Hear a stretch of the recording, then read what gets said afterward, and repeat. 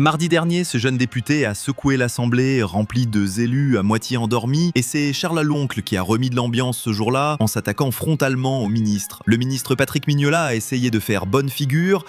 Enfin, il a essayé. Merci Madame la Présidente. Monsieur le Premier ministre, permettez-moi avant tout de vous souhaiter un joyeux anniversaire. 1 an déjà, 1 an de Front républicain, 1 an d'alliance avec la France insoumise, sans qui vous ne seriez pas avec nous aujourd'hui. Alors joyeux anniversaire aussi à Laurent Wauquiez, à Mathilde Panot, à Sandrine Rousseau et surtout, n'oublions pas celui sans qui rien de tout cela n'aurait été possible. Joyeux anniversaire à Gabriel Attal, castor le plus besogneux du barrage républicain, grand sauveur de notre démocratie, du moins celle qui s'arrête à la porte des bureaux de vote. Dans tout le pays, 1 an après, vous l'entendez, les Français vous disent merci. Merci d'abord pour cette assemblée plus représentative. Nos débats bénéficient d'un regard expert et inclusif. Sur ces bancs, on parle narcotrafic avec des dealers, on discute de justice avec des consommateurs, on débat même de sécurité avec des triples fichiers S. Merci aussi pour vos réformes majeures. Taille des bouteilles d'eau, panne d'ascenseur, grossophobie, chemsex, tous ces fléaux qui font exploser les chiffres de l'insécurité. Et pendant que vous œuvrez pour l'histoire, le réel, lui, frappe malheureusement à la porte. Cette porte, c'est celle du collège Françoise Dolto, qu'une surveillante ne franchira plus, poignardée à mort ce matin par un élève de 14 ans.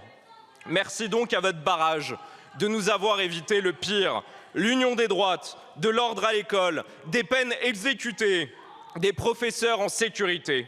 Alors, Monsieur le Premier ministre, maintenant que la bougie est soufflée, comptez-vous allumer autre chose que des écrans de fumée? Merci Madame la Présidente, Mesdames, Messieurs les députés. Monsieur le député Aloncle, je crois que quand on est un élu de la République, on se doit d'abord de défendre la démocratie. Et défendre la démocratie, ça ne passe pas par l'autodénigrement du Parlement.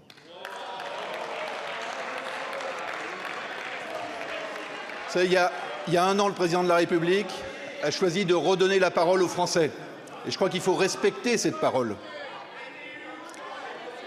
Quelle était la question qui leur était posée? Est-ce qu'ils allaient choisir de donner une nouvelle majorité évidente et écrasante au Parlement, ou est-ce qu'ils allaient au contraire choisir d'en faire le miroir de leur propre diversité? Ils ont choisi la diversité.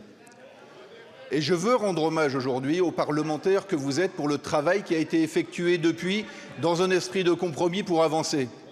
Après avoir doté la France d'un bloc de textes financiers et budgétaires, vous avez voté des textes agricoles, puis des textes régaliens sur le narcotrafic et sur la justice des mineurs, puis des sujets sociétaux sensibles dans lesquels tout le monde a salué l'attitude de l'Assemblée nationale, des textes économiques et sociaux. Et à la fin de cette semaine, on aura terminé le projet de loi de simplification de la vie économique. Ce sera l'énergie au mois de juin, avec 2 lois Mayotte, sous l'autorité du ministre d'État et du Premier ministre, qui auront encadré cette action du gouvernement. Le Parlement n'a jamais été aussi puissant, pour peu qu'il travaille dans un esprit de compromis. Et au moment où nous réfléchissons les uns les autres à l'évolution de nos modes de scrutin, je crois que ça devrait nous inspirer.